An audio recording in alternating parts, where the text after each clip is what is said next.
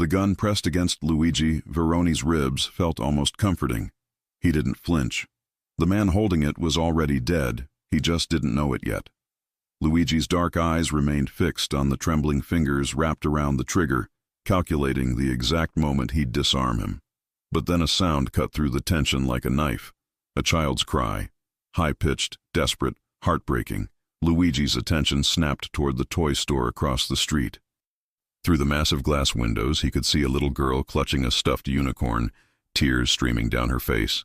Next to her stood a woman, her shoulders slumped in defeat, fumbling with a credit card at the register.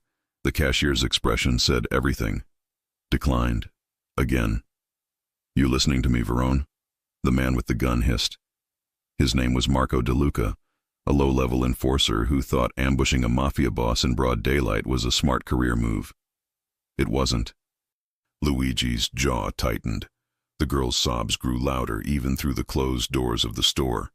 Her mother was now crouching beside her, trying to pry the unicorn from her small hands, whispering something Luigi couldn't hear but could feel. Desperation had a language all its own. I said, "Are you listening?" Marco pressed the gun harder against Luigi's side. Without looking at him, Luigi grabbed Marco's wrist with lightning speed, twisted it until bone cracked, and relieved him of the weapon in less than 2 seconds. Marco crumpled to his knees, gasping. Luigi ejected the magazine, cleared the chamber, and tossed the empty gun into a nearby trash can like it was nothing more than a candy wrapper. "You interrupted something important," Luigi said coldly, adjusting his black suit jacket. "Enzo will deal with you." He didn't wait for Marco's response. Luigi's polished shoes clicked against the pavement as he crossed the street, his focus entirely on the toy store. Inside, the scene was even worse up close. The little girl, maybe 4 years old, had chocolate-brown curls that bounced as she sobbed. Her mother looked exhausted, the kind of tired that came from working 3 jobs and still coming up short. Her blonde hair was pulled back in a messy ponytail, and her blue eyes were red-rimmed. "I'm sorry, sweetie," the woman whispered, her voice breaking. "Mommy will get it for you next week, I promise." "But it's my birthday," the girl wailed. "You promised today." The mother's face crumbled. She pulled her daughter close, hiding her own tears in the child's hair. The cashier, a middle-aged woman with too much makeup and not enough patience, tapped her nails on the counter. "Ma'am, I need you to either pay or put the item back," she said flatly. Luigi stepped forward. His presence immediately shifted the energy in the room. He was 6'3" of controlled power, with the kind of face that made people either trust him completely or fear him instinctively. Today, it was the latter. The cashier's eyes widened. The mother looked up, startled, still holding her crying daughter. "How much?" Luigi's voice was smooth, authoritative, the kind that expected immediate answers. "Excuse me?" The cashier blinked. "The unicorn." "How much?" "Sir, this is between me and this customer." Luigi pulled out a black leather wallet and placed a crisp $100 bill on the counter. Then another. And another. He didn't stop until there were 5 bills spread out like a fan. "Keep the change," he said. "Ring it up." The mother stood slowly, confusion and pride battling across her features. "I can't accept." "You're not accepting anything," Luigi interrupted, his tone gentler now. "It's your daughter's birthday. She deserves her unicorn." The little girl had stopped crying, her big green eyes fixed on Luigi like he was some kind of superhero. Her mother opened her mouth to protest again, but Luigi was already looking at the child. "What's your name?" he asked, crouching down to her eye level. "Emma," she whispered, clutching the unicorn tighter. "That's a beautiful name. Happy birthday, Emma." He reached out and gently adjusted the unicorn's sparkly horn. "Take good care of her."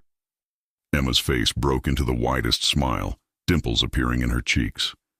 "Thank you, mister." Luigi stood, his eyes meeting the mother's. Up close, she was even more striking. Not magazine beautiful, but real. The kind of woman who'd been knocked down by life repeatedly and kept getting back up. There was strength in the set of her jaw, vulnerability in her eyes. "I'm Claire," she said quietly. Claire Ross. I don't know how to thank you. You just did. Luigi pulled a business card from his pocket and handed it to her. If you ever need anything. Claire looked at the card.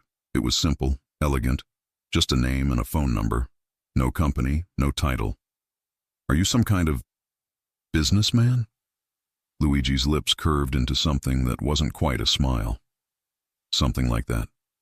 The cashier had bagged the unicorn and was now counting the money with shaking hands, probably realizing who Luigi was. Everyone in this part of the city knew the Verone name. It was whispered in back alleys and boardrooms alike.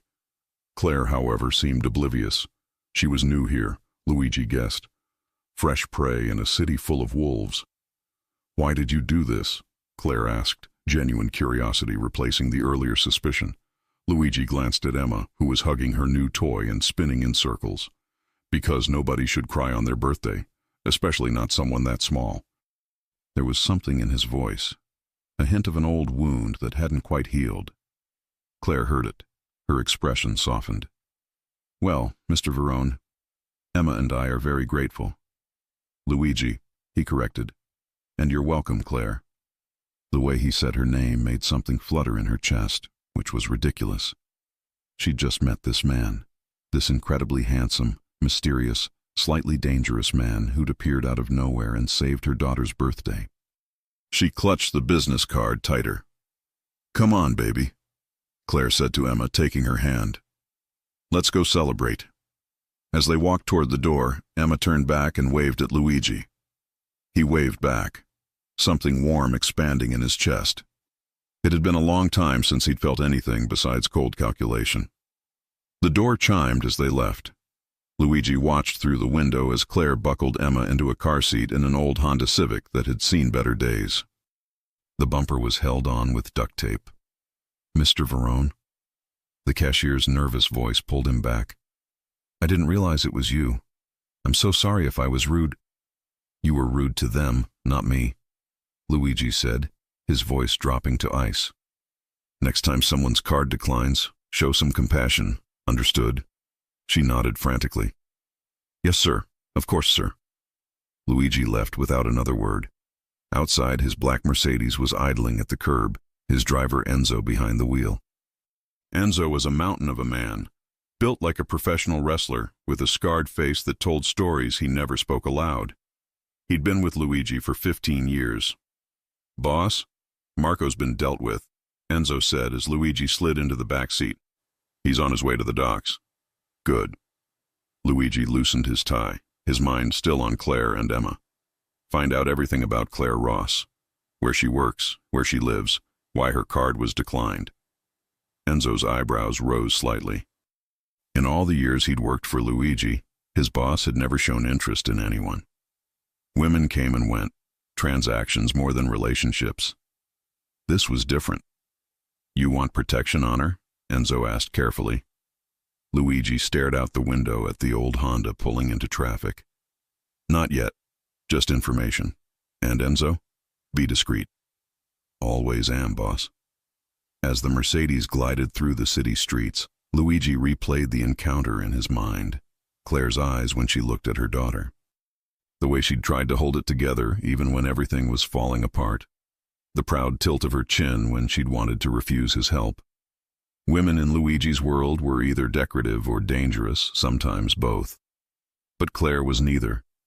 She was something he hadn't encountered in a very long time. Real. His phone buzzed. A text from his underboss, Sal Moretti. Council meeting tonight. The Bratva wants to talk territory. Luigi typed back a single word. Later. Sal would be confused. Luigi never postponed business, but tonight, for the first time in years, Luigi Verone wasn't thinking about territory or treaties or the dozen ways he could eliminate his enemies. He was thinking about a woman with tired eyes and a daughter who believed in unicorns. He was thinking about how that little girl's smile had made him feel something he'd buried so deep he'd forgotten it existed. Something almost like hope. The Mercedes turned down a familiar street, heading toward Luigi's penthouse in the financial district. But his mind was still in that toy store, watching Claire count coins she didn't have, trying to give her daughter a moment of magic in a world that had given her nothing but hardship. Luigi pulled out his phone and opened a secure app. With a few taps, he transferred a significant sum to an anonymous account, then sent instructions to one of his legitimate businesses. Tomorrow, Claire Ross would receive a job offer she couldn't refuse, something with better pay, better hours, and benefits. She'd never know it came from him. He'd make sure of that.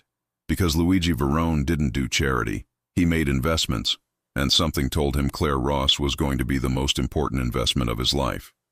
He just didn't know yet that she'd also be the most dangerous.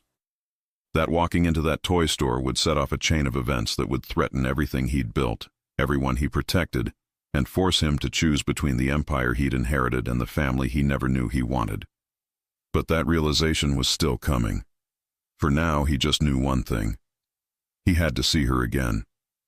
3 days later, Claire stood outside Verone Industries holding a letter she'd read at least 20 times. The building was all glass and steel, reaching toward the sky like it owned it. Her reflection stared back at her, a woman in a thrift store blazer trying to look professional. The letter had arrived yesterday morning, unexpected and miraculous. A job offer. Executive assistant position. Salary that was triple what she made waiting tables and cleaning offices. Full benefits. Flexible hours. It seemed too good to be true, which usually meant it was. But Emma needed new shoes. The rent was 2 weeks overdue, and Claire's pride had been beaten down enough that she was willing to walk through those intimidating glass doors and find out what the catch was. She took a deep breath and pushed inside. The lobby was stunning. Marble floors, modern art on the walls, a fountain in the center that probably cost more than her car. A receptionist with perfect makeup and a tailored suit looked up from her desk. "Can I help you?" Her tone suggested Claire didn't belong there. "I'm Claire Ross. I have an appointment with Mr. Castellano about a position." The receptionist's expression shifted slightly.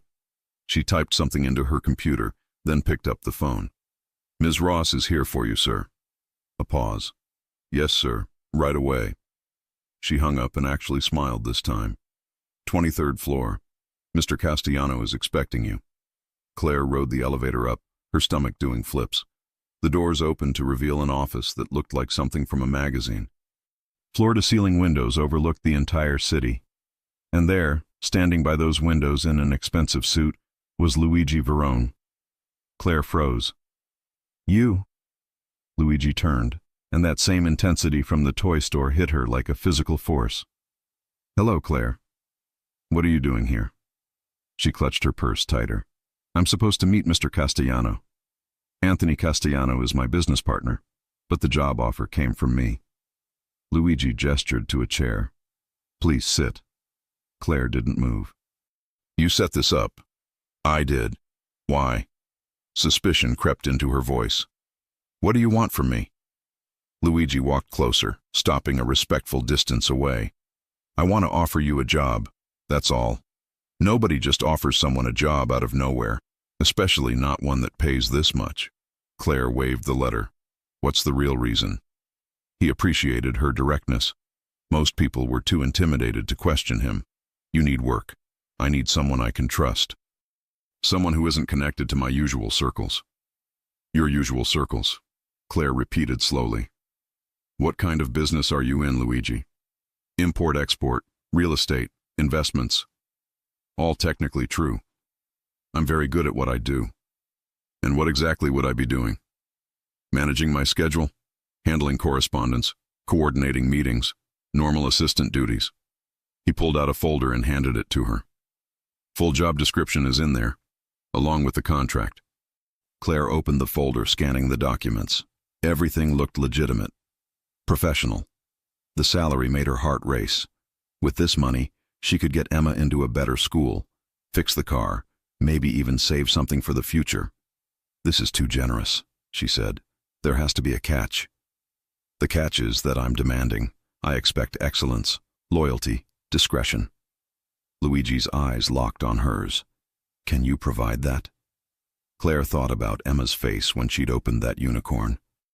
Thought about the eviction notice taped to her door. Thought about how tired she was of barely surviving. "Yes." Then you start Monday. Luigi extended his hand. Claire hesitated, then shook it.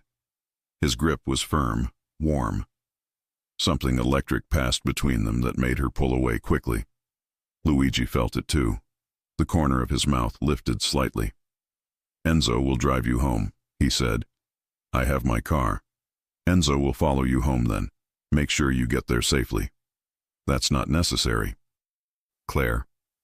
Luigi's voice dropped lower. This city isn't always kind to people, especially women alone. Let me do this. There was something in his tone that made arguing pointless. Claire nodded. Okay, thank you. As she left, Luigi watched her go, his mind already calculating the complications this would bring. Sal Moretti was going to have opinions. The family council would ask questions. But Luigi hadn't survived this long by playing it safe. He'd survived by trusting his instincts. And every instinct he had was screaming that Claire Ross was supposed to be in his life. Downstairs, Enzo was waiting by the black Mercedes. When he saw Claire exit the building, he straightened. Ms. Ross, I'll be following you home. So I've been told. Claire walked to her Honda, very aware of the massive man trailing behind her. The drive home took 30 minutes through deteriorating neighborhoods. By the time she pulled up to her apartment building, a converted motel with peeling paint and bars on the windows, she could practically feel Enzo's disapproval radiating through his windshield. Claire grabbed Emma from the neighbor who watched her, Mrs. Chen, a grandmother whose English was broken, but whose heart was huge. Emma bounced with energy, chattering about the unicorn that now went everywhere with her. Mama, can we have pizza tonight? Please? Claire thought about the $7 in her wallet. Maybe this weekend, baby. They climbed the stairs to the second floor. Claire unlocked 3 separate locks on their door, a necessity in this building. Inside, the apartment was small but clean. One bedroom that Emma had, a pull-out couch in the living room where Claire slept, and a kitchen the size of a closet. But it was theirs. For now. While Emma played with her toys, Claire's phone rang. Unknown number. Hello? Miss Ross, this is Jennifer from Verone Industries HR. The woman's voice was efficient, professional. We need you to come in tomorrow to complete your onboarding paperwork. Does 10 a.m. work? Tomorrow? I thought I started Monday. Mr. Verone wants everything processed before the weekend. Is there a problem? No, no problem. 10 a.m. is perfect. Excellent. Also, we'll need your banking information for direct deposit, and there's an advance available if you need it. First month's salary. Claire's throat tightened. An advance? Standard procedure for executive positions. You can pick up the check tomorrow. After she hung up, Claire sat on the couch, staring at nothing. This was happening. This was really happening. She wanted to cry from relief. Instead, she pulled Emma into her lap and held her tight. Mama, you're squishing me. Emma giggled. Sorry, baby. Mama just loves you very much. That night, after Emma fell asleep, Claire pulled out Luigi's business card and stared at it. She thought about calling him, thought about asking the 1,000 questions swirling in her head. But something stopped her. Maybe it was the way he'd looked at her in his office, like she was a puzzle he wanted to solve. Or maybe it was the voice in her head warning her that men like Luigi Verone didn't help people out of kindness. They always wanted something in return. Across the city, Luigi was in a very different kind of meeting. The council room was in the basement of a restaurant the family had owned for 3 generations. Around the table sat the men who ran the Verone operation. Sal Moretti, his underboss. Anthony Castellano, who handled legitimate business. Marco Ricci, who managed their interests at the docks. And Vincent Russo, head of security. The Bratva are pushing into our territory, Sal said, sliding photos across the table. 3 of our clubs have had visits. They're making noise about protection fees. Luigi studied the photos. Russians, bold, organized, and stupid enough to think the Verone family had gone soft. Set up a meeting, neutral ground. I'll handle it. You sure that's wise, boss? Vincent asked. These guys play dirty. So do we. Luigi leaned back in his chair. What else? Sal exchanged a look with Anthony. There's talk about a woman. The temperature in the room dropped 10 degrees. What kind of talk? That you hired someone with no connections, no background in our world. Sal chose his words carefully. People are curious. People should mind their business. Luigi, we're just saying, Anthony started. I know what you're saying, and I'm telling you Claire Ross is my assistant. Nothing more. The lie tasted bitter. She's good at her job, she needs the work, and she's not involved in family business. That's the end of it. But everyone at that table knew Luigi Verone well enough to hear what he wasn't saying. This woman mattered, and in their world, anything that mattered could be used as leverage, could become a target, could get someone killed. After the meeting, Vincent pulled Luigi aside. I'll put protection on her, discreet. Do it. Luigi didn't argue. And Vincent? If anyone even looks at her wrong, I want to know about it. Vincent nodded. He'd been with the family since Luigi was a teenager, had watched him grow from the boss's son into the boss himself. He'd never seen Luigi like this, protective over someone outside the family. It was dangerous, but he also knew better than to argue when Luigi used that tone. Luigi went home to his penthouse, poured himself a scotch, and stood by the windows looking out at the city lights. Somewhere out there, Claire was putting her daughter to bed in an apartment that probably had roaches and thin walls. She was trying to build a life from nothing, fighting battles he couldn't imagine. And she'd looked at him today with such fierce independence, refusing to be anyone's charity case. It made him want her more, want to protect her, want to give her everything she'd never asked for. But wanting things in Luigi's world came with a price. And he was starting to realize that the price for wanting Claire Ross might be higher than he was prepared to pay. Because the Bratva wasn't his only problem. There were others, old enemies, new threats, and a secret buried so deep that he'd almost forgotten about it. Almost. But secrets never stayed buried. Not forever. And when this one came to light, it would put Claire directly in the crosshairs of people who wouldn't hesitate to use her to destroy him. Claire's first week at Verone Industries was nothing like she expected. The work was demanding but manageable. Luigi was professional, sometimes distant, but there were moments when his guard dropped. Like when she brought him coffee exactly how he liked it without being told, or when Emma's school called and Claire's face went pale with worry, and Luigi simply said, "Go. Family comes first." Those moments made her chest tight in ways she didn't want to examine too closely. It was Friday evening, past 7, and Claire was finishing up when Luigi emerged from his office looking more relaxed than usual. He'd loosened his tie, rolled up his sleeves. There was something devastating about seeing him like that, less controlled. "You're still here," he said. "Just wrapping up these contracts for Monday." Claire saved the document and closed her laptop. "Is there anything else you need before I go?" Luigi hesitated. He'd been doing that a lot this week, starting to say something, then stopping himself. "Have dinner with me." Claire blinked. "Excuse me?" "Dinner. There's a place nearby. You've worked hard this week. Let me buy you a meal." He paused. "Unless you need to get back to Emma. She's with Mrs. Chen until 8. The words came out before Claire could think about them.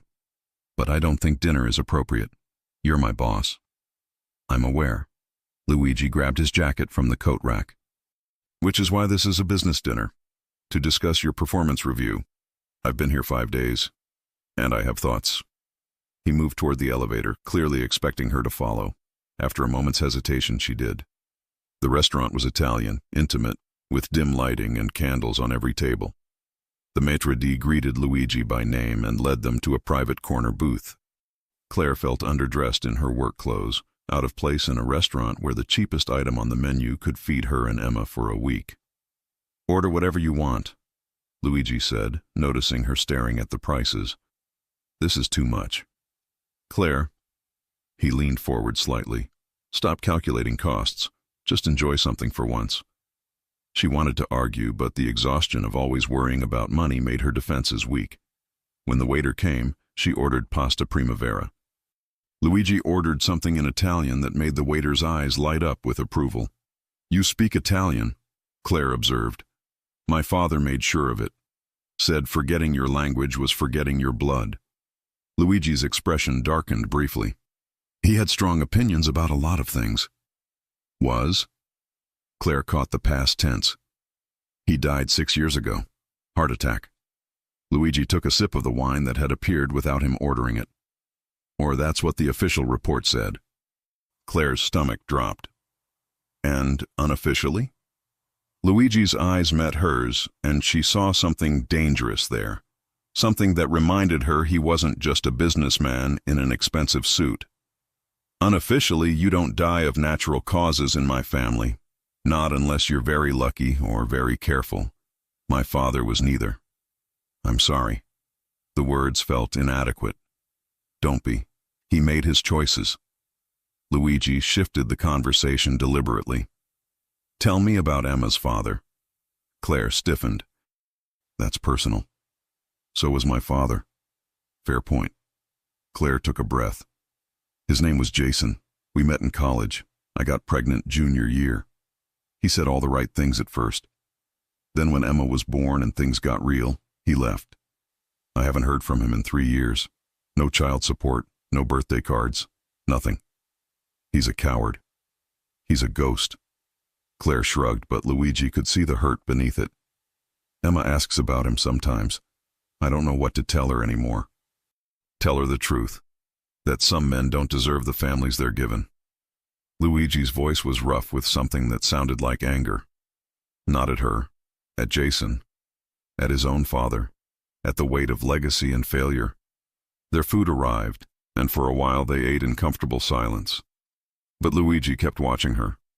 The way she savored each bite like it was special. The way she smiled when the waiter refilled her water. She found joy in small things. It was foreign to him, that ability to appreciate what others took for granted.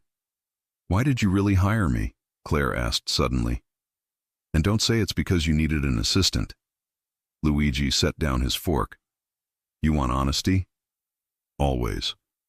Because when I saw you in that toy store, trying so hard to be strong for your daughter even though you were breaking inside, I recognized something.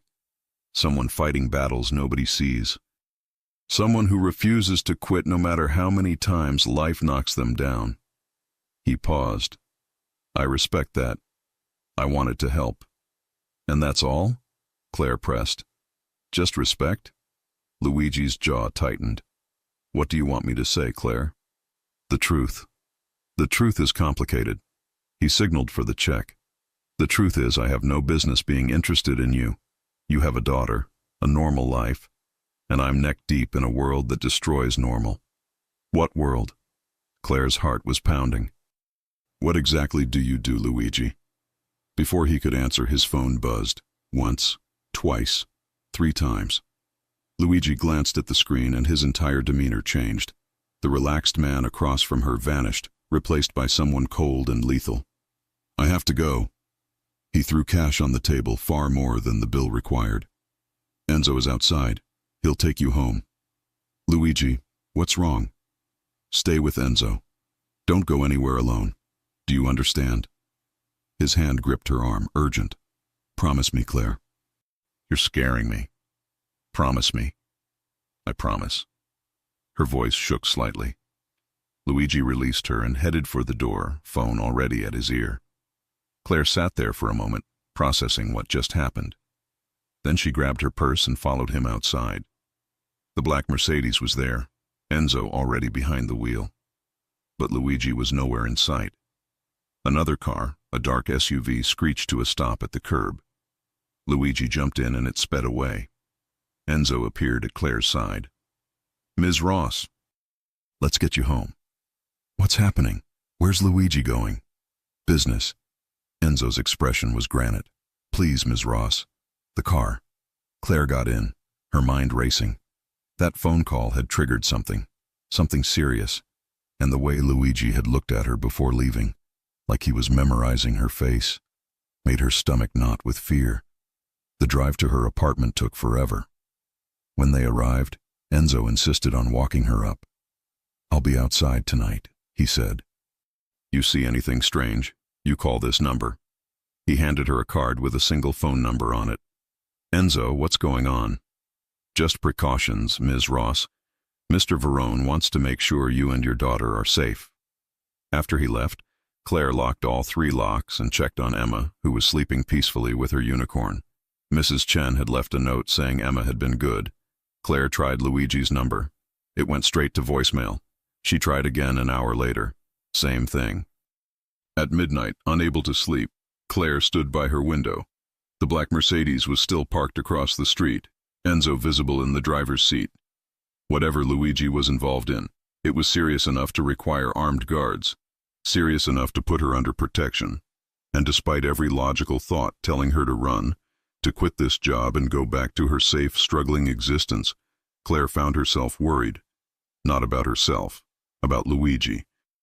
About where he was and what he was doing and whether he was safe.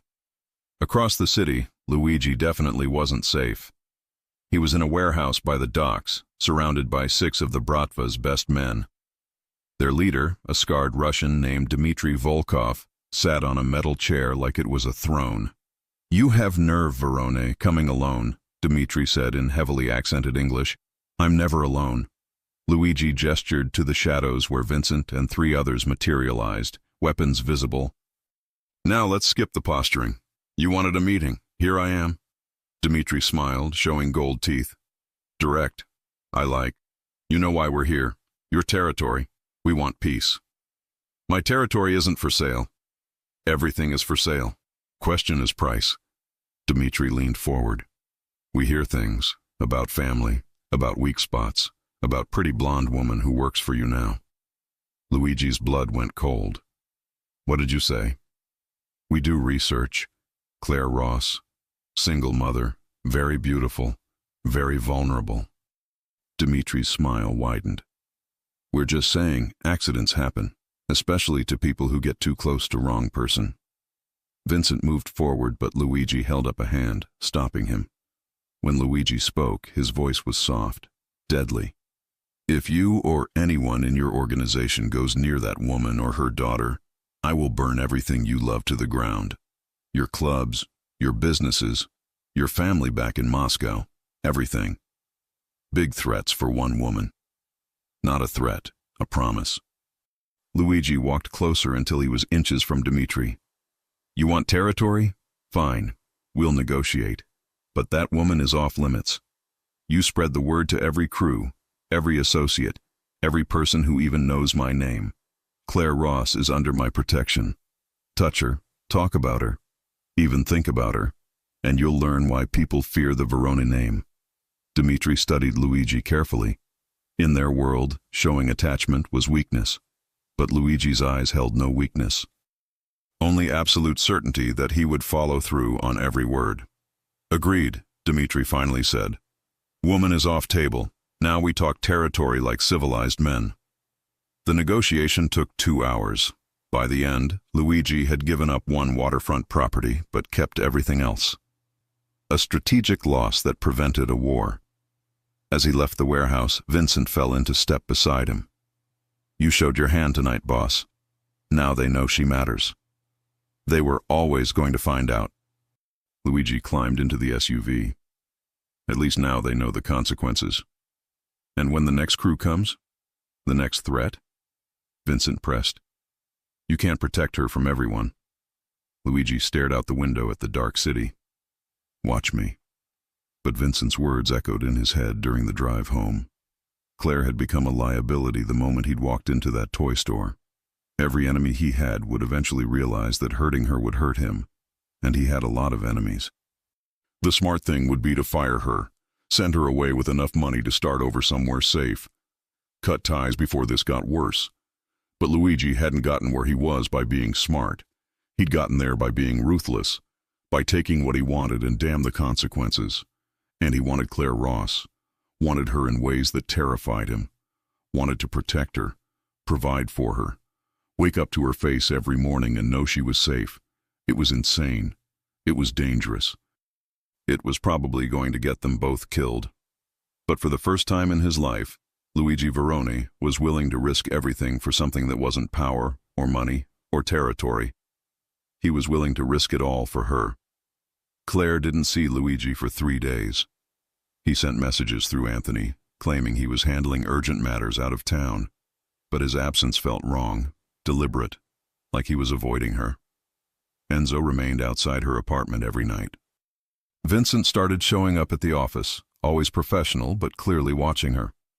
Something had shifted after that dinner, and Claire was tired of being kept in the dark. On Wednesday afternoon, she'd had enough. Claire marched into Anthony Castellano's office without knocking. "Where is he?" she demanded. Anthony looked up from his laptop, unsurprised by her entrance. "He's dealing with complications." "What kind of complications require 3 armed men following me everywhere I go?" "The kind that keep you alive." Anthony closed his laptop. "Sit down, Claire." "I don't want to sit down. I want answers." "Then you're going to be disappointed." Anthony's tone was firm but not unkind. "What Luigi does, who he is, those aren't things we discuss. For your safety and ours." Claire crossed her arms. "I'm not stupid, Anthony. I've seen the way people react when they hear the Veroni name. I've watched men twice Luigi's size practically bow when he walks into a room. I know he's not just some businessman." "Then you know enough to stop asking questions." "No, I don't." Claire leaned on his desk. "Because 3 days ago, Luigi looked at me like I was in danger. He put guards on my apartment. And then he disappeared. So either you tell me what's going on, or I walk out that door and you can find yourself another assistant." Anthony studied her for a long moment. "You really care about him?" It wasn't a question. Claire felt her cheeks flush. "He gave me a chance when nobody else would. He's been good to me and Emma. I just want to know he's okay. He's fine. Better than fine, actually. He's just being careful." Anthony pulled out his phone and sent a quick text. "He'll be back tonight. And Claire, when he tells you the truth about who he is, don't run. He's a good man in a complicated world." "The truth about who he is," Claire repeated slowly. "You mean he's not just a businessman?" "I mean he's exactly what this city made him." Anthony's phone buzzed. "He wants to see you. Tonight, 7 o'clock. He'll send a car." Claire left the office with more questions than answers. She picked up Emma from aftercare, went home, and spent 2 hours trying to figure out what to wear. Everything she owned felt inadequate. Finally, she settled on a simple black dress she'd bought for a job interview years ago and hoped it would work. At 7 sharp, Enzo knocked on her door. Emma ran to answer it, completely unafraid of the massive bodyguard who'd been a constant presence in their lives. "Mr. Enzo," Emma hugged his leg. "Are you taking Mama somewhere?" "That's right, Piccola." Enzo's rough features softened when he looked at the little girl. "Your Mama has an important meeting." Mrs. Chen had agreed to watch Emma for the evening. Claire kissed her daughter goodbye, promised to bring her something special, and followed Enzo downstairs. But instead of the Mercedes, there was a different car. Sleek, black, with tinted windows. And when the door opened, Luigi was inside. Claire's breath caught. He looked exhausted, shadows under his eyes, his usual perfect appearance slightly rumpled. But when he saw her, something lit up in his expression. "Hi," she said, sliding in beside him. "Hi." Luigi's voice was rough. "You look beautiful." The car started moving before Claire could respond. She turned to him. "Where have you been?" "Fixing problems." "What kind of problems?" Luigi was quiet for a moment. "The kind that involve people wanting to hurt me by hurting people I care about." "And that includes me now?" Claire's voice was steady despite her racing heart. "Yes." No hesitation. "Claire, there are things about my life, my family, that I haven't told you. Things that might make you want to run. But before I say anything, I need you to know something." He turned to face her fully. "I haven't felt this way about anyone in a very long time. Maybe ever. And that terrifies me. Because everyone I've ever cared about has either left or been taken from me." Claire reached out and took his hand. His fingers immediately closed around hers. "I'm not going anywhere."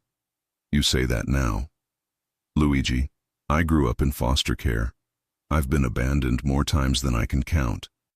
I know what it's like to be left behind." She squeezed his hand. "So when I say I'm not going anywhere, I mean it. But I need you to be honest with me. Who are you, really?" Luigi took a deep breath. My full name is Luigi Verone. My family has been in this city for 4 generations. We run legitimate businesses, import-export, real estate, restaurants, but we also control territories. We have agreements with other families.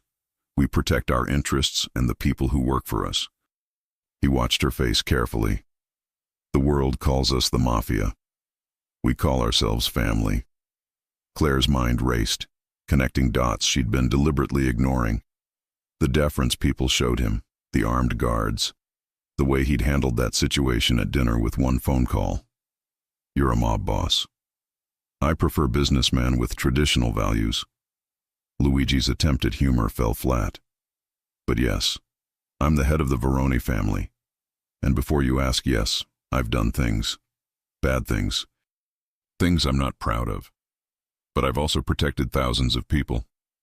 Given them jobs when nobody else would.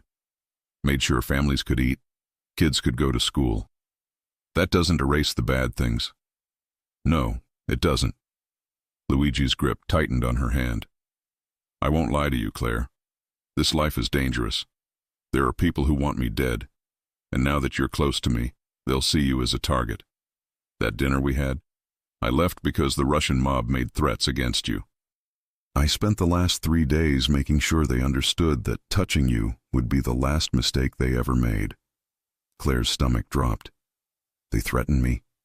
Emma, they won't again. I made sure of it. Luigi's eyes were hard. But there will be others. There always are. Which is why I'm giving you a choice. You can walk away right now. I'll give you enough money to start over somewhere safe. You and Emma will be protected, taken care of, but at a distance. Or you can stay. Be part of my life. Let me protect you properly. But if you stay, you need to understand what that means. What does it mean? It means you'll always have guards. It means certain places aren't safe. It means Emma grows up knowing there are men outside watching, making sure she's protected. Luigi's voice cracked slightly. It means I'll spend every day terrified that my enemies will find a way to hurt you to get to me. But it also means you'll never want for anything. You and Emma will have everything you need, and you'll have me. All of me. For as long as you'll have me. The car had stopped. Claire looked out the window and realized they were at Luigi's building. The penthouse tower where the city's elite lived. He was offering her a life she'd never imagined. Safety, security, luxury, but also danger, secrecy, and a world she didn't understand. I need to think, Claire said. I know. Luigi released her hand. Come upstairs. Let me show you what this life could look like. Then decide. They rode the private elevator to the top floor. When the doors opened directly into Luigi's penthouse, Claire's jaw dropped. The space was massive. Floor-to-ceiling windows on 3 sides showing the entire city lit up like stars. Modern furniture that probably cost more than she made in a year. Art on the walls that looked like it belonged in museums. And somehow, despite the luxury, it felt cold. Empty. This is where you live? Claire walked toward the windows. This is where I sleep. Luigi came up behind her. There's a difference. She could see his reflection in the glass, the loneliness in his eyes. This wasn't a home. It was a fortress. Beautiful but isolated. Show me the rest, she said. Luigi led her through the penthouse, a kitchen that would make a chef weep, a living room with a fireplace and shelves lined with books, an office with multiple screens showing what looked like security feeds, guest bedrooms that had never been used, and finally his bedroom. Surprisingly simple. A massive bed, more windows, and a photo on the nightstand that caught Claire's attention. She picked it up. A young Luigi, maybe 12, standing between an older man and a beautiful woman. Your parents? My mother died when I was 15. Cancer. Luigi's voice was distant. My father raised me after that. Trained me to take over the family. He wasn't a kind man, but he was honest about what this life required. Sacrifice, loyalty, strength. You miss her. Every day. Luigi took the photo from her hands and set it down. She was the only person who ever made my father smile. After she died, he became harder, colder. He turned me into what he thought I needed to be. A weapon, a leader, but never just a man. Claire touched his face, making him look at her. You're more than what he made you. Am I? Luigi's hand came up to cover hers. Sometimes I'm not sure where he ends and I begin. I see you, Luigi. Not the mob boss. Not the weapon. You. The man who paid for a little girl's birthday present because he couldn't stand to see her cry. The man who gave me a job when I was drowning. The man who's terrified of caring about someone because everyone he's loved has left. She stepped closer. I see you. Luigi's control snapped. He pulled her against him and kissed her. Not gentle. Not careful. Desperate and hungry and full of everything he'd been holding back. Claire kissed him back just as fiercely, her hands fisting in his shirt. When they finally broke apart, both breathing hard, Luigi pressed his forehead to hers. Stay, he whispered. Please stay. Claire wanted to say yes, wanted to fall into this feeling and forget about consequences. But she had Emma to think about, a daughter who deserved stability, not danger. I need time, she said. This is a lot, Luigi. You're asking me to bring my daughter into a world where people make threats and carry guns. I'm asking you to let me protect you both, to give us a chance. Luigi cupped her face. But I understand. Take all the time you need. He called Enzo to drive her home. The entire ride, Claire's lips still tingled from that kiss. Her mind spun with everything she'd learned. Luigi Verone was a mafia boss, a dangerous man who'd done terrible things. But he was also tender with her daughter, generous to people who had nothing, and so lonely that it made her chest ache. When she got home, Emma was asleep. Mrs. Chen left with a knowing smile. Claire sat on her pull-out couch and stared at the ceiling. She thought about the choice Luigi had given her, walk away safely or stay and risk everything. Her phone buzzed. A text from Luigi. Just 3 words. Thinking of you. Claire typed back. Me too. Because despite everything, despite the danger and the secrets and the impossibility of it all, she was falling for him, and that scared her more than anything else. But what terrified her even more was what she didn't know yet, that Luigi's father hadn't died of a heart attack, that he'd been murdered by someone inside the family, someone who was still out there, waiting for the right moment to finish what they'd started. And when that person made their move, Claire and Emma would be right in the crossfire. Claire made her decision on a Thursday morning. She woke up, looked at Emma still sleeping peacefully, and realized that playing it safe had never gotten her anywhere. Her entire life had been about surviving, scraping by, accepting the bare minimum. Luigi was offering her more than money or security. He was offering her a chance to actually live, to be protected, to be wanted, and maybe, just maybe, to be loved. She texted him before she could change her mind. I'm staying. His response came within seconds. Thank God. That evening, Luigi took her and Emma to dinner, a family-owned Italian restaurant where the owner greeted Luigi with genuine warmth. Emma was completely charmed by Luigi, especially when he taught her how to twirl spaghetti on her fork properly. Like this, see? Luigi demonstrated, his movements exaggerated for Emma's benefit. You twist, not stab. Emma giggled, attempting to copy him and making a mess. Claire watched them together and felt something settle in her chest. This could work. This could actually work. After dinner, Luigi drove them home. He carried a sleeping Emma upstairs while Claire unlocked the door. Inside, he laid Emma gently on her bed, and Claire tucked her in with the unicorn. She adores you, Claire whispered as they stepped into the living room. The feeling is mutual. Luigi pulled Claire close. I meant what I said. I'll protect both of you, always. I know. Claire looked up at him. So what happens now? Now you and Emma move into my penthouse tomorrow. Luigi held up a hand before she could protest. I know it's fast, but this apartment isn't safe enough. I need you somewhere I can actually protect you.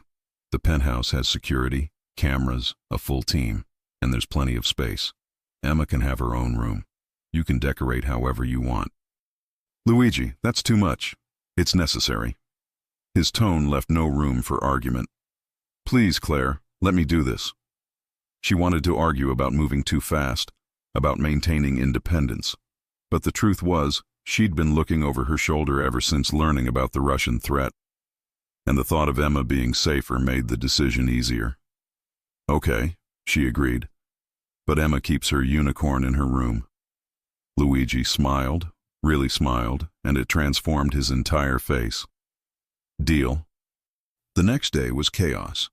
Luigi sent a moving crew that packed up Claire's entire apartment in 3 hours.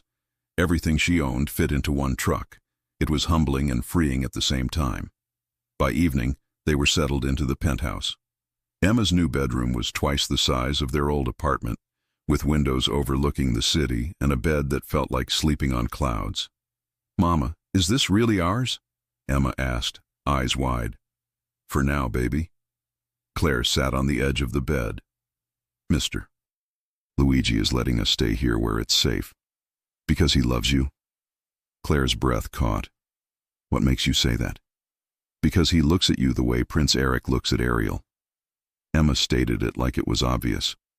"Are you going to marry him?" "It's complicated, sweetheart. Grown-ups always say that." Emma yawned. "I like him, Mama. He's nice, and he makes you smile." After Emma fell asleep, Claire found Luigi in his office, staring at multiple computer screens. "What are you watching?" "Security feeds. The building, your old neighborhood, Emma's school." He pulled her onto his lap. "I know it seems excessive." "It is excessive." But Claire didn't move away. "Thank you for this. For all of it." "You don't have to thank me." Luigi's arms wrapped around her waist. "Having you here, knowing you're safe, that's all I need."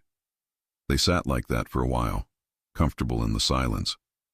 Then Claire's curiosity got the better of her. "Tell me about your father." "The truth." Luigi tensed. "Why?" "Because you mentioned he didn't die of natural causes.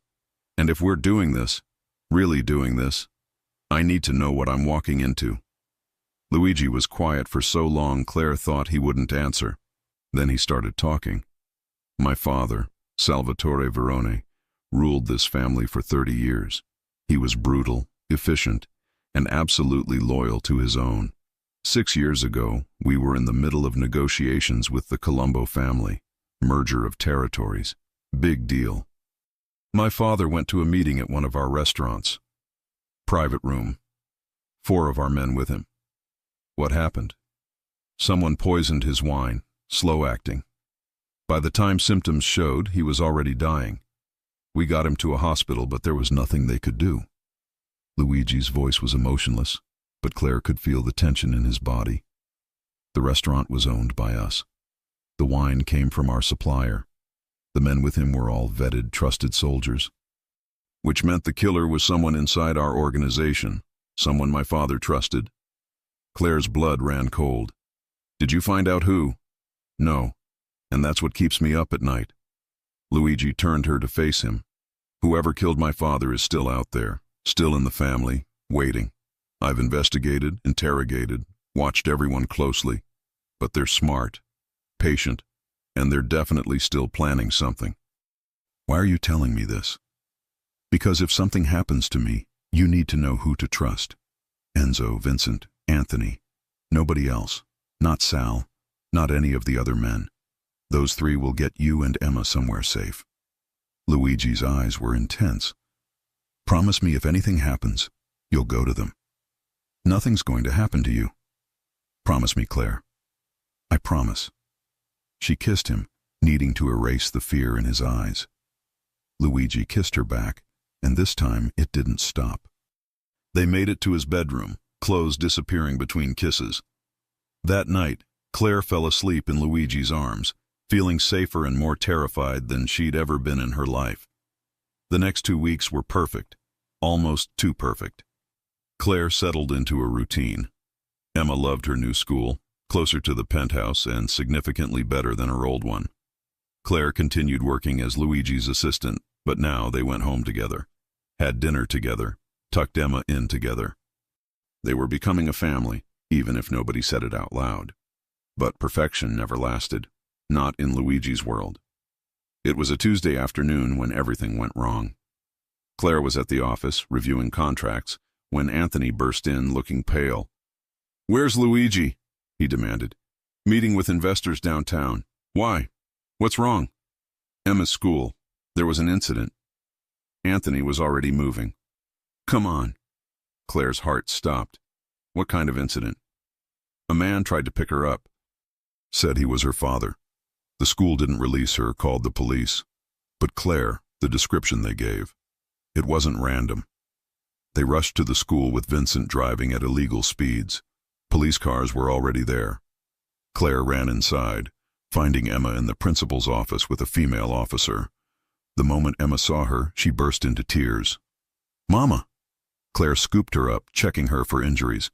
"Are you okay? Did anyone hurt you?" "I was scared. The man said he knew you. But he didn't look like the pictures you showed me of Daddy." Emma was shaking. He had scary eyes. The principal explained what happened. A man matching no description of Jason had shown up claiming to be Emma's father with custody papers. The school's policy was to verify with the parent first. When they called Claire's number and couldn't reach her immediately, they'd called the police.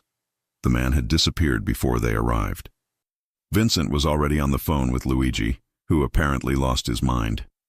He arrived at the school 15 minutes later, having broken every traffic law to get there. He went straight to Claire and Emma, pulling them both into his arms. "Are you hurt?" His hands moved over Emma, checking. "Did he touch you?" "I'm okay, Mr. Luigi." Emma clung to him. "The teachers protected me." Luigi looked at the principal. "You did exactly right. Thank you." Then to Claire. "We're going home. Now." The drive back was tense. Emma fell asleep against Claire's shoulder, exhausted from the fear and adrenaline. In the front seat, Luigi was on the phone speaking rapid Italian to someone. Vincent drove with one hand, the other resting on what Claire now realized was a gun. Back at the penthouse, Luigi immediately activated additional security protocols. More cameras, more guards, biometric locks on all the doors. Emma was safely in her room with one of Luigi's female associates, a woman named Sophia who'd been trained in personal protection, but had a warm, maternal presence that Emma responded to. In the living room, Luigi's entire inner circle gathered. Enzo, Vincent, Anthony, and Sal. They spoke in low voices, reviewing security footage Vincent had obtained from nearby traffic cameras.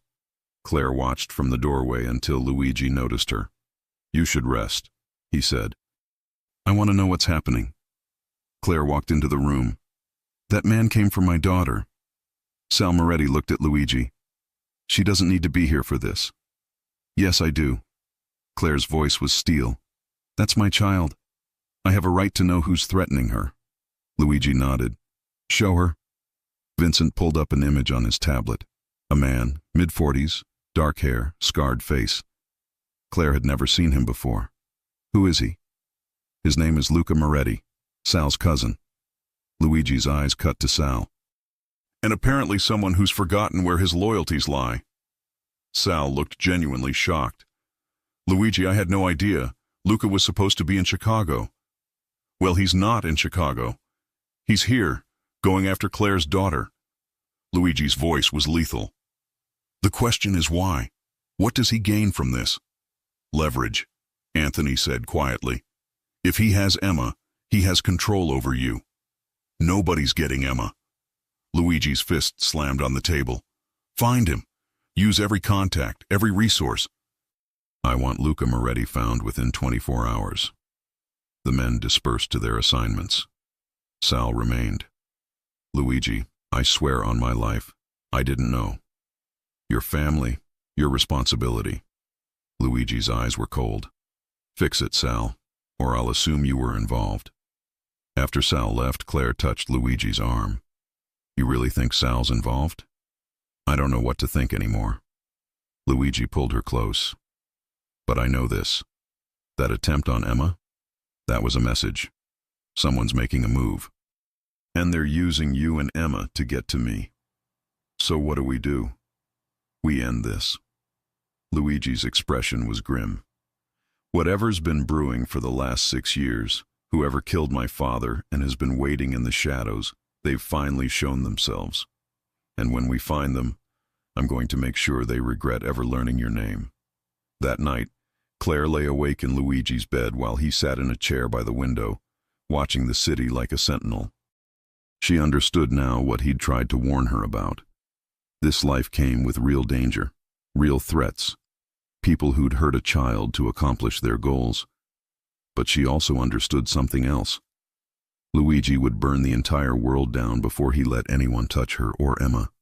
And somehow, that devotion was both the most terrifying and most comforting thing she'd ever experienced. Luca Moretti was found 18 hours later. He was hiding in a warehouse owned by one of Sal's shell companies, which didn't help Sal's case. Luigi's men brought him in zip-tied and bleeding from a broken nose. They threw him into a chair in the basement of the restaurant where Luigi's father had died. Full circle. Claire wasn't supposed to be there. Luigi had explicitly told her to stay at the penthouse with Emma and Sophia, but Claire had other ideas. She'd asked Vincent to bring her, and despite his better judgment, he'd agreed. She needed to see this, needed to understand exactly what kind of world she was living in now. She stood in the shadows, watching Luigi circle Luca like a predator. Enzo and Vincent flanked the exits. Anthony stood nearby with a folder full of information they'd compiled. And Sal was there too, looking like he wanted to disappear.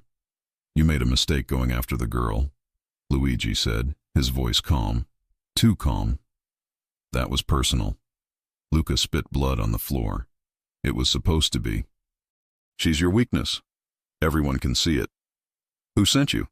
Luigi crouched down to eye level. "And before you lie, understand that I already know most of it. I just need confirmation before I decide how you die." Luca laughed, a wet, painful sound. "You think you're so smart, but you never saw it coming. None of you did." "Saw what coming?" "The fact that your father's killer has been right next to you this whole time."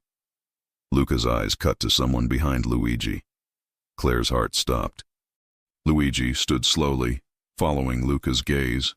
Everyone in the room turned, and there, standing near the door with a gun pointed directly at Luigi, was Anthony Castellano. "Anthony?"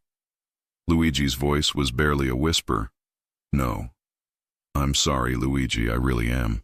Anthony's hand was steady. But this was always how it had to end. Enzo moved, but Anthony shifted the gun toward him. "Don't. You're fast, Enzo, but not faster than a bullet.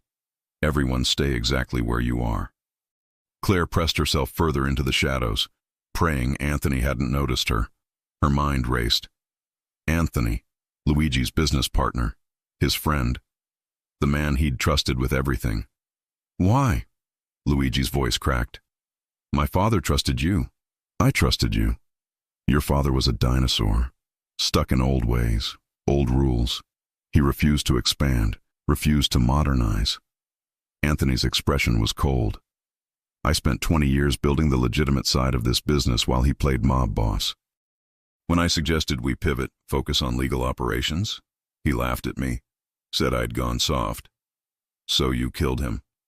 I liberated us, or I tried to." Anthony's jaw tightened. "But then you took over and you were worse. At least your father understood the business. You just wanted to play gangster, maintain territories, keep the old grudges alive. You were going to run everything I built into the ground. I gave you everything," Luigi said. "Position, money, respect. You gave me scraps while you played king."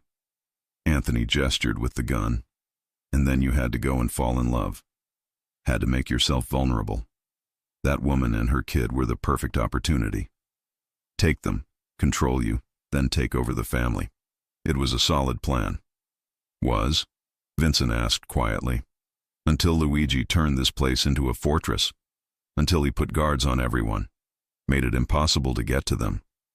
Anthony shook his head. "So I had to accelerate things. Use Luca to draw everyone out. Create chaos. And in that chaos, remove Luigi and take control." Sal stepped forward. "Anthony, my cousin, you used my family for this?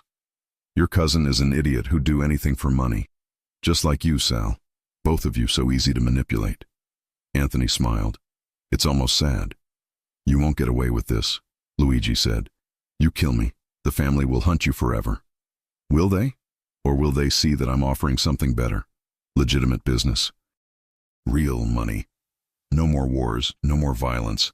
Anthony's voice rose. I'm the future, Luigi. You're just another body in the past. That's when Claire moved. She didn't think. She just acted. There was a metal pipe near where she stood, probably left by construction workers. She grabbed it and swung with everything she had, hitting Anthony's gun hand. The weapon flew across the room, firing once into the ceiling. The sound was deafening. Everything happened at once. Enzo tackled Anthony to the ground. Vincent pulled his gun and pointed it at Luca, who was smart enough to stay completely still. And Luigi rushed to Claire, pulling her behind him. What the hell are you doing here? Luigi demanded, his hands running over her, checking for injuries. Saving your life, apparently. Claire was shaking. You're welcome. Despite everything, Luigi almost smiled. Then he turned to where Enzo had Anthony pinned. Bring him up. Enzo hauled Anthony to his feet. The man who'd been so composed moments ago now looked terrified. He'd gambled everything and lost. Luigi walked over slowly. You're right about one thing. My father was stuck in the old ways, and maybe I have been too. But here's what you never understood, Anthony. This family isn't just about business. It's about loyalty, trust, the things you threw away the moment you poisoned my father's wine. Luigi, we can make a deal, Anthony said desperately. I have accounts, contacts, information you need. I don't need anything from you. Luigi's voice was ice. Enzo, take them both to the docks. Let the Bratva have them. I believe Dmitri wanted to send a message about betrayal. This seems appropriate. Anthony's face went white. The Bratva's methods were legendary. Being handed over to them was a death sentence, just a slower, more painful one. Luigi, please, we were friends. No, we weren't. Luigi turned his back on him. We were never friends. Get them out of my sight. Enzo and two other men dragged Anthony and Luca away. Their protests echoed up the stairs until a door slammed shut. Silence fell over the basement. Luigi stood there, shoulders tense, breathing hard. Sal approached carefully. Boss, I swear I didn't know about Luca, about any of it. I know, Sal. Luigi's voice was tired. Anthony played all of us. He was good at that. What do you need from me? Find out who else he had working with him. Clean house. I want every person he brought in vetted again. If they're loyal, they stay. If not, they go. Peacefully, if possible. And the business? We're making changes. Anthony was right about one thing. We need to modernize. Less territory, more legitimate operations. I want this family to survive the next generation without living in constant war. Luigi looked at Vincent. Can you handle the transition? Vincent nodded. It'll take time, but yes. Then let's get started. Luigi turned to Claire, who was still holding the metal pipe. You, upstairs, now. He didn't speak again until they were in his car, Vincent driving them back to the penthouse. Then Luigi pulled Claire into his arms and held her so tight she could barely breathe. You could have been killed, he said into her hair. If that bullet had hit you. But it didn't. I'm fine. Claire pulled back to look at him. And you're fine. That's what matters. You jumped in front of a gun for me. You would have done the same for me, for Emma. She touched his face. That's what you do when you love someone. Luigi froze. What did you say? Claire's heart pounded, but she didn't look away. I love you, Luigi Verone. I love your darkness and your light. I love how you protect us. I love how you're trying to be better. And I love that you make me feel safe even in the most dangerous moments. Claire. Luigi's voice was rough with emotion. I've loved you since the moment you tried to refuse my help in that toy store. You're the strongest, most stubborn, most incredible woman I've ever met. You and Emma, you're everything I didn't know I needed. He kissed her then, deep and desperate and full of promise. When they finally broke apart, both were crying. Happy tears. Relief tears. Tears that came from surviving something that should have destroyed them. 6 months later, Claire stood in front of a mirror in an actual wedding dress. Not a courthouse ceremony. Not a quick Vegas trip. A real wedding with flowers and guests, and Emma as the flower girl, absolutely thrilled to be wearing a princess dress and scattering rose petals. "You look beautiful, Mama," Emma said, adjusting her own small crown. "So do you, baby."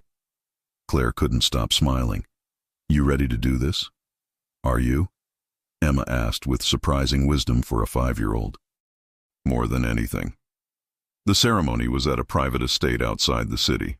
Small, intimate, just family and close friends. Enzo walked Claire down the aisle, having appointed himself the closest thing she had to a father. Vincent stood as Luigi's best man, and Sophia, who'd become like an aunt to Emma, helped manage the chaos of excited children. Luigi stood at the altar in a black tux, looking like every fantasy Claire had never let herself have.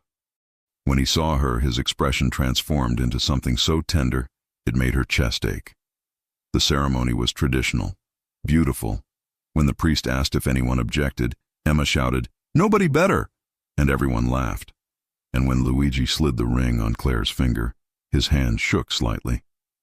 "I promise to protect you and Emma with everything I have," Luigi said, tears in his eyes. "I promise to love you in this life and whatever comes after. I promise to be the man you see when you look at me, not the one I was before you. I promise to stand beside you, not behind you," Claire said. "I promise to be your partner in everything, and I promise to remind you every day that you're worthy of love, of happiness, of this family we're building." The kiss was gentle, sweet, and the crowd erupted in applause. Emma rushed up to hug both of them, and they lifted her between them, a family complete. The reception was joyful. Music, dancing, toasts that made everyone laugh and cry. Sal gave a speech about redemption and second chances. Vincent told embarrassing stories about Luigi as a teenager. And Enzo, the terrifying bodyguard who'd become a gentle giant around Emma, got choked up when he toasted Claire's courage. As the night wound down, Luigi and Claire snuck away to a balcony overlooking the estate. The stars were out, bright and infinite. "No regrets?" Luigi asked, arms around her waist. "Not a single one." Claire leaned back against him. "You? Just that I didn't find you sooner." Luigi kissed her temple. "Thank you." "For what?" "For seeing me. For staying. For hitting Anthony with a pipe." He smiled. "For giving me a reason to be better. You gave me a reason to believe in fairy tales again." Claire turned in his arms. That even in the darkest places, love can find a way.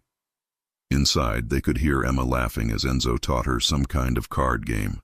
Their daughter, their family, their future. It wasn't perfect. Luigi still had business to handle, enemies to watch. The Veroni family was transitioning into something new, something safer. But they were together, protected, loved, and for two people who'd both spent most of their lives alone, that was everything. Years later, when Emma was older and asked about how her parents met, Claire would tell her about a toy store and a unicorn and a man who paid for a stranger's happiness. She'd tell her about courage and second chances and choosing love even when it seemed impossible. And Emma, who'd grown up safe and cherished in a world her parents had fought to make better, would understand that sometimes the best love stories started in the most unexpected places, that sometimes the heroes were complicated, that sometimes the happy endings required fighting for, but they were always, always worth it. If you enjoy stories like this, take a moment to subscribe to the channel. That's how I'll know you truly liked it. Even if you're watching on your TV, grab a second to join this family of fans who love emotional and heartfelt stories. Your support means everything, and it helps us bring you even more tales like this one.